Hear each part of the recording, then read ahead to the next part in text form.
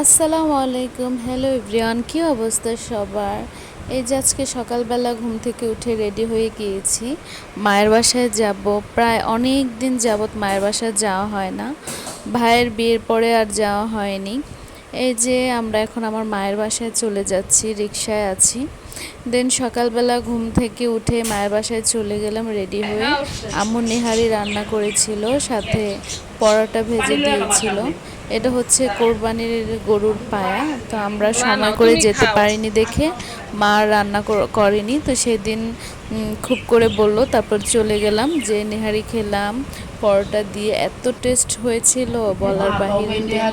দুধ চা ছিল সাথে, যেহেতু চা ছাড়া হয় না। তারপর আমার আম্মু আমার সাথে কথা বলছিল। আমি তার খুললা দেখি নাই। আমি ওটা কি করছি জানো, চাচ্ছি চাইটা মনে করে ধুইতে ধুইতে ধুইতে ধুইতে আমার 2 ঘন্টা এডি ইউটিউবে দিয়ে দিই, অনেক দূরে। হ্যাঁ এডি ইউটিউবে দিয়ে দিব। আমি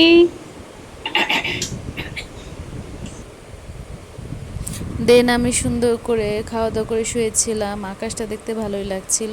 আর ওই ব্রেসলেটটা আমার বড় বোন গিফট করেছে। মায়ের বাসায় গেলে নিজেকে মহারানী মনে হয়, কারণ কোনো কাজ থাকে না, শুধু খাওয়া এবং রেস্ট করা ছাড়া। মা যেন কোনো কাজই করতে দেয় না, বলে নিজের সংসারে তো অনেক কাজ করা হয়, তাই এখানে রেস্টে থাকি। দেন আম্মু এক হাঁড়ি ভরে বিরিয়ানি রান্না করেছিল। আমার গরুর বিরিয়ানি খুবই খুবই পছন্দের, তাই আম্মু সেদিন আম্মুকে বলেছিলাম যে মা বিরিয়ানি রান্না করো। দেন আম্মু বিরিয়ানি রান্না করেছে, পাশাপাশি অনেক কিছুই রান্না করেছিল। এই যে বিরিয়ানিটা আমরা নিচ্ছি, আর ওইখানে আম্মু অন্যান্য তরকারিগুলো নিয়ে আসতে চলে গেছে। এই যে আমার বড় বোন সালাদ বানিয়ে নিয়ে আসলো। দেন সবাই নিচে উপরে মিলিয়ে একটু বসে একসাথে খাওয়া দাওয়ার চেষ্টা করছিলাম। আর মাঝখানে আবার আম্মু একটু পেঁপে কেটে দিয়েছিল, সেটাও দেখালাম আপনাদের। আমরা একটু মাঝখানে আবার পেঁপে খেয়েছিলাম নাস্তার পরে। দেন আম্মু করেছিল অনেক রকমের সুন্দর সুন্দর ভর্তা, যেটা আমার খুবই পছন্দ এবং আমার হাজব্যান্ডের পছন্দ, এবং লাল লাল গরুর মাংস। এই যে দুপুরবেলা আমরা এগুলোই খেয়েছিলাম। এক হাঁড়ি গরুর মাংস রান্না করেছিল আম্মু।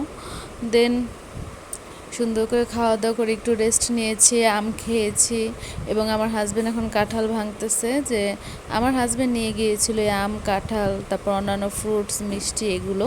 দেন এই কাঁঠালটা সুন্দর করে ভাঙছে, যেহেতু আমার বাবা কাঁঠাল পছন্দ করে, তো ভেঙে চিন্তা করলো যে খাইয়েই আসি। দেন সবাই মিলে একটু, আমি তো কাঁঠাল পছন্দ করি না, কিন্তু আমার বাবা পছন্দ করে, তো সবাই মিলে এখানে একটু একটু করে কাঁঠাল খাচ্ছিল।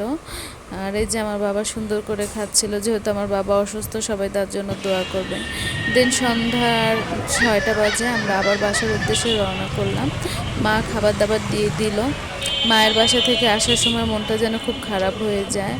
আর এটা হচ্ছে আমার মায়ের বাসার রাস্তা, আজিমপুর পুরাতন কবরস্থান, এটা কম বেশি সবাই চিনে।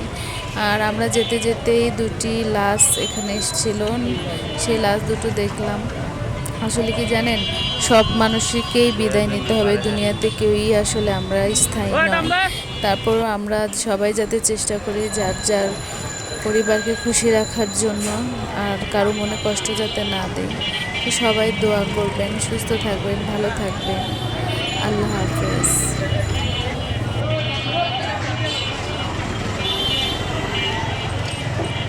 Mobile damo, gente, hirin kita